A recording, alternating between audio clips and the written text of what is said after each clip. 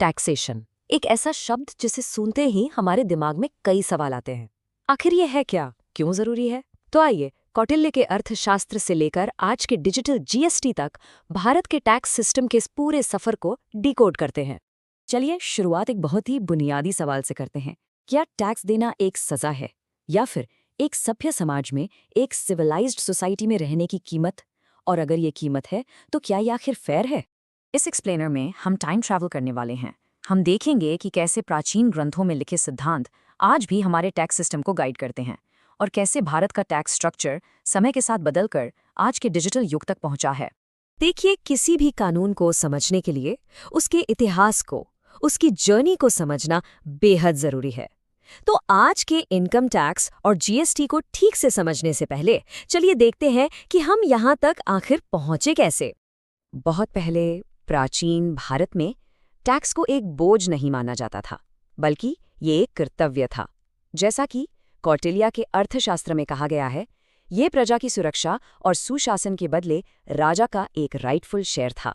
और कहीं ना कहीं यही विचार आज भी हमारे टैक्स सिस्टम की नींव है।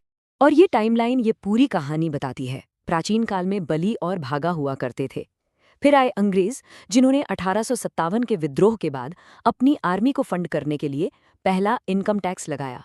आज़ादी के बाद 1961 में हमने अपना खुद का इनकम टैक्स एक्ट बनाया और हाल ही में 2017 में जीएसटी लाकर पूरे इनडायरेक्ट टैक्स सिस्टम में एक क्रांति ला दी। तो सवाल उठता है कि एक फेयर टैक्स सिस्टम होता कैसा है? ऐसा नहीं है कि कोई भी सरकार आके जैसे मन चाहे टैक्स लगा सकती है। इसके पीछे कुछ आदर्श सिद्धांत हैं, कुछ गोल्डन रूल्स, जिन्हें हम कैनन्स ऑफ टैक्सेशन कहते हैं। ये 4 सुनहरे नियम father of economics Adam Smith ने दिए थे और ये आज भी दुनिया भर में टैक्स लॉज का आधार है। पहला, इक्विटी, यानी जिसकी जितनी क्षमता उतना टैक्स। दूसरा, सर्टेनिटी, सब कुछ साफ होना चाहिए, कितना, कब और कैसे देना है। तीसरा, कन्वीनियंस, टैक्स भरना आसान हो, जैसे सैलरी से टीडीएस कट जाता है। और चौथा, इकोनॉमी, टैक्स को कलेक्ट करने का खर्चा टैक्स से ही ज्यादा ना हो जाए। तो आइए शुरू करते हैं सेक्शन 1 से। इससे पहले कि हम टैक्स के कैलकुलेशंस में डूबें, सबसे पहला और सबसे जरूरी सवाल, ये टैक्स आखिर लगता किस पर है? Who are the players in this game? Let's find out. Okay, so सबसे पहला प्लेयर है पर्सन। और यहाँ एक कैच है। इनकम टैक्स की डिक्शनरी में पर्सन का मतलब सिर्फ आप और मैं, यानी एक इंसान नहीं है। बिल्कुल नहीं। सेक्शन 231 इस टर्म को बहुत बहुत ब्रॉडली डिफाइन करता है। टोटल 7 कैटेगरीज हैं और एग्जाम में फुल मार्क्स के लिए ये निमोनिक अपने दिमाग में प्रिंट कर लीजिए, IHCFALA। चलिए देखते हैं यह है क्या। तो लेट्स डिकोड IHCFLA। रेडी? आई से हो ऑफ कोर्स इंडिविजुअल यानी नेचुरल ह्यूमन बीइंग्स। H से है HUF यानी हिंदू अनडिवाइडेड फैमिली। C से है कंपनी, चाहे वो इंडियन हो या फॉरेन। F से आती है फर्म, जैसे पार्टनरशिप फर्म्स या LLPs। फिर A है AOP या BOI यानी association of persons, body of individuals. L से लोकल अथॉरिटी, सोचिए आपकी म्युनिसिपैलिटी या पंचायत। और सबसे interesting last A, artificial juridical person. इसमें आते हैं यूनिवर्सिटीज या इवन मंदिर के देवी देवता जिनके नाम पर प्रॉपर्टी होती है। देखा कितना वाइड है scope. Okay, player number 2, the assessee. अब ये कौन है? बहुत सिंपल है। कोई भी पर्सन जो हमने अभी 7 कैटेगरीज देखी, जो टैक्स, इंटरेस्ट या पेनल्टी देने के लिए लायबल है, वो असेसी है।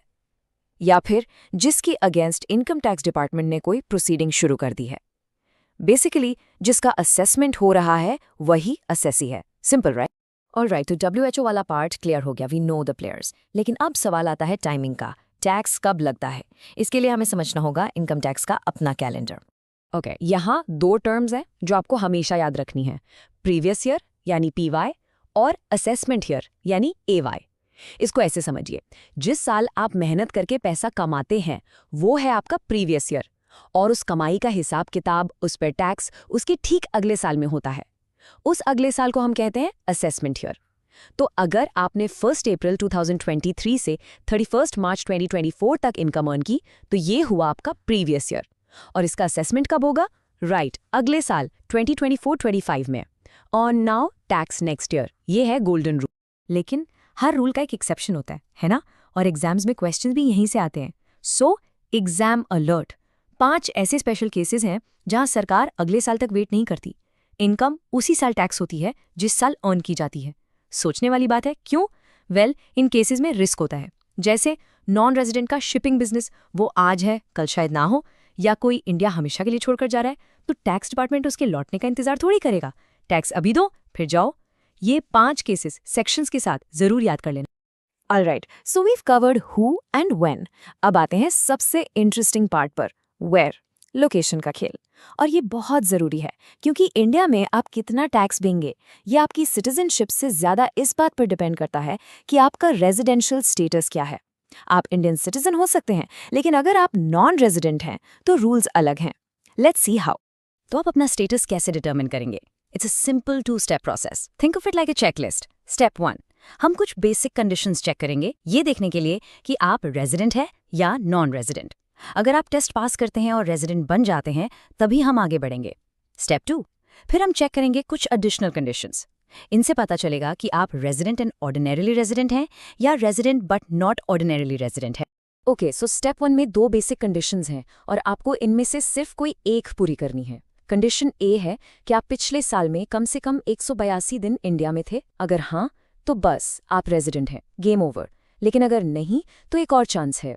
कंडीशन बी, क्या आप पिछले साल में 60 दिन और उससे ठीक पहले के 4 सालों में टोटल 365 डेज इंडिया में थे? अगर हाँ, तो भी आप रेजिडेंट हैं। लेकिन एक बहुत बड़ा एक्सेप्शन है। अगर कोई इंडियन सिटीजन जॉब के लिए इंडिया छोड़कर जा रहा है, तो उसके लिए ये 60 दिन वाली कंडीशन अप्लाई ही नहीं होती। उसके लिए सिर्फ पहली कंडीशन 182 डेज वाली ही देखी जाती है। एग्जाम में इस पर क्वेश्चन जरूर आता है। अब देखिए उस पूरे टेस्ट का रिजल्ट क्या निकलता है। इस टेबल पर फोकस कीजिए। एक चीज नोटिस कीजिए, इंडियन इनकम, यानी जो इनकम इंडिया में कमाई या रिसीव हुई है, वो सबके लिए टैक्सेबल है। चाहे आप ROR हो, NOR हो या NR हो, इंडियन इनकम पर टैक्स देना ही पड़ेगा। खेल बदलता है फॉरेन इनकम पर। अगर आप ROR हैं तो आपको अपनी ग्लोबल इनकम पर टैक्स देना होगा, चाहे वो अमेरिका में कमाई हो या जापान में। लेकिन अगर आप NR हैं तो आपकी फॉरेन इनकम पर इंडिया में टैक्स नहीं लगेगा। इसीलिए रेजिडेंशियल स्टेटस इतना क्रूशल। अच्छा, अब जरा सोचिए, हम सरकार को कई तरह के पैसे देते हैं, ड्राइविंग लाइसेंस बनवाते वक्त, पासपोर्ट के लिए या कोई सामान खरीदते वक्त। तो क्या ये सारे पेमेंट्स टैक्स कहलाते हैं? बिल्कुल नहीं। कानून इनके बीच एक बहुत साफ लाइन खींचता है। इस सवाल का जवाब खासकर आपके एग्जाम्स के लिए बहुत जरूरी है, और इसका जवाब एक छोटे से लैटिन फ्रेज में छिपा हुआ है। तो इनके बीच की दीवार है क्विड प्रो को। इसका मतलब है समथिंग फॉर समथिंग, यानी कुछ के बदले कुछ। जब आप फी देते हैं, जैसे लाइसेंस फी, तो आपको बदले में एक स्पेसिफिक सर्विस मिलती है, गाड़ी चलाने का लाइसेंस। लेकिन जब आप इनकम टैक्स देते हैं तो आपको अकेले को बदले में सीधा कुछ नहीं मिलता। वो पैसा देश के कलेक्टिव विकास, यानी सड़क, हॉस्पिटल और सुरक्षा पर खर्च होता है। और क्विड प्रो क्वो टेस्ट को कानूनी तौर पर स्थापित किया एक लैंडमार्क सुप्रीम कोर्ट केस ने, द शिरूर मठ केस। इस केस ने ही साफ किया कि अगर कोई पेमेंट किसी स्पेसिफिक सर्विस के बदले लिया जा रहा है तो वो फी है, टैक्स नहीं। ये केस आपको जरूर याद रखना है। फिर एक तीसरी चीज आती है सेस। इसे आप टैक्स ऑन टैक्स समझ सकते हैं, जो एक बिल्कुल स्पेसिफिक मकसद के लिए लगाया जाता है, जैसे हेल्थ एंड एजुकेशन सेस। इसे जमा हुआ पैसा सरकार किसी और काम, जैसे रोड बनाने में इस्तेमाल नहीं कर सकती। ये सिर्फ हेल्थ और एजुकेशन पर ही खर्च होगा। चलिए अब आते हैं टैक्स के 2 सबसे बड़े प्रकार पर, जिनके नाम आपने जरूर सुने होंगे, डायरेक्ट टैक्स और इनडायरेक्ट टैक्स। इनके बीच का फर्क समझना पूरे टैक्स स्ट्रक्चर को समझने के लिए बहुत जरूरी है। इसका सबसे आसान फॉर्मूला है, बोझ कौन उठा रहा है। डायरेक्ट टैक्स, जैसे इनकम टैक्स, आपकी कमाई पर लगता है और इसका बोझ आपको ही उठाना पड़ता है। आप इसे किसी और पर नहीं टाल सकते। लेकिन इनडायरेक्ट टैक्स, जैसे GST, एक पासिंग द पार्सल गेम जैसा है। मैन्युफैक्चरर देता है डिस्ट्रीब्यूटर को, डिस्ट्रीब्यूटर देता है रिटेलर को, और आखिर में बोझ उस कस्टमर पर आता है जो उस सामान को खरीदता है। ये प्राइस में ही छिपा होता है। अब वक्त है आपके एग्जाम्स के लिए एक बहुत इंपॉर्टेंट सेक्शन का। चलिए कुछ की डेफिनेशंस को एक क्विक क्वेश्चन आंसर फॉर्मेट में कवर करते हैं। तो पहला सवाल, ये असेसी कौन होता है, जिसका जिक्र इनकम टैक्स कानून में बार बार आता है। देखिए, एसएससी का मतलब सिर्फ वो व्यक्ति नहीं है जो टैक्स पे करता है। अगर आपको कोई टैक्स रिफंड मिलना है या इनकम टैक्स डिपार्टमेंट ने आपको कोई नोटिस भी भेज दिया है, तो कानून की नज़र में आप भी एक असेसी हैं। सिंपल भाषा में, जिसका भी टैक्स से जुड़ा कोई मामला चल रहा है वो असेसी है। Okay, next question. ये एक ऐसी चीज़ है जिसमें स्टूडेंट्स अक्सर कंफ्यूज हो जाते हैं। प्रीवियस ईयर और असेसमेंट ईयर में क्या फ़र्क है? इसे ऐसे याद रखिए, प्रीवियस ईयर है कमाई का साल और असेसमेंट ईयर है हिसाब किताब का साल। मतलब जिस साल आप पैसा कमाते हैं वो प्रीवियस ईयर है और उस कमाई पर टैक्स आप उसके अगले साल यानी असेसमेंट ईयर में देते हैं। और आखिरी सवाल इस सेक्शन का, क्या सरकार आपकी हर कमाई पर हर एक रुपए पर टैक्स लेती है? नहीं, बिल्कुल नहीं। इनकम टैक्स एक्ट का सेक्शन 10 कुछ ऐसी इनकम की लिस्ट देता है जो टैक्स से पूरी तरह मुक्त हैं। इन्हें एग्जेम्प्टेड इनकम कहते हैं। इसका सबसे बड़ा एग्जाम्पल है एग्रीकल्चरल इनकम। क्योंकि भारत एक कृषि प्रधान देश है, किसानों को बढ़ावा देने के लिए उनकी खेती की कमाई को टैक्स फ्री रखा गया है।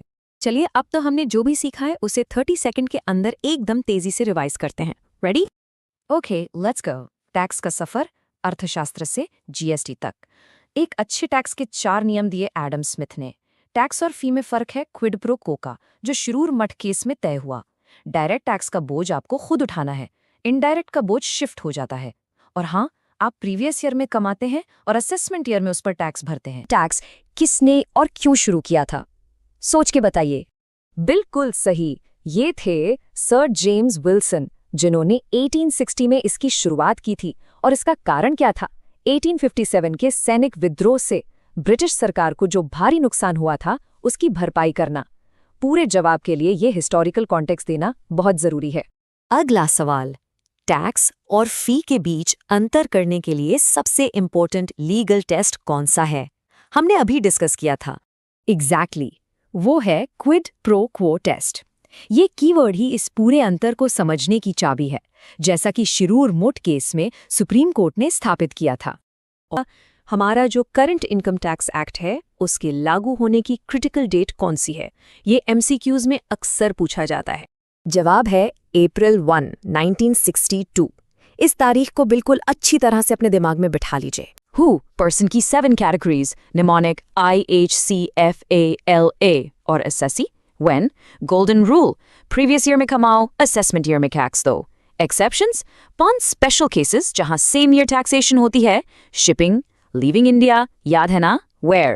सब कुछ depend करता है residency पर। ROR, RNOR या NR. And what about salary?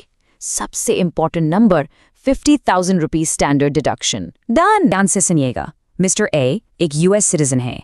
वो पिछले 10 साल से consistently हर साल 100 दिन के लिए इंडिया आते हैं। सवाल 2 हैं। पहला, इस साल उनका रेजिडेंशियल स्टेटस क्या होगा? और दूसरा और ज़्यादा इंपॉर्टेंट, क्या उनकी यूएस सैलरी पर इंडिया में टैक्स लगेगा? Take a moment, think about it. क्या कहता है रूल? चलिए इसको step by step break down करते हैं। Step 1, basic conditions. क्या वो 182 दिन इंडिया में थे? नहीं, सिर्फ 100 दिन थे। तो कंडीशन ए फेल। अब कंडीशन बी चेक करते हैं। क्या वो 60 दिन से ज्यादा थे? हाँ, 100 दिन। और क्या पिछले 4 साल में 365 दिन से ज्यादा थे? बिल्कुल, वो 4 साल में 400 दिन थे। तो कंडीशन बी पास। इसका मतलब मिस्टर ए एक रेजिडेंट हैं। अब स्टेप 2, एडिशनल कंडीशंस। क्योंकि वो हर साल रेजिडेंट की कंडीशंस पूरी कर रहे थे और पिछले 7 सालों में 700 दिन रुके हैं, वो दोनों एडिशनल कंडीशंस भी पास करते हैं। तो फाइनल वर्डिक्ट क्या हुआ? Mister A is a resident and ordinarily resident, ROR। और ROR का मतलब उनकी ग्लोबल इनकम इंडिया में टैक्सेबल है। So the answer is yes, उनकी यूएस सैलरी पर इंडिया में टैक्स लगेगा। हम आपको इसी विचार के साथ छोड़ जाते हैं। कानून पत्थर की लकीर नहीं होता, वो हमेशा बदलता रहता है बेहतर होने के लिए। अगर आपको मौका मिले तो आप हमारे टैक्स सिस्टम में कौन सा एक बदलाव करना चाहेंगे? ऐसे ही इन्फॉर्मेटिव वीडियोस देखने के लिए LLB स्टूडेंट अड्डा को फॉलो करें एंड सब्सक्राइब करें। If you want any new topic, comment below.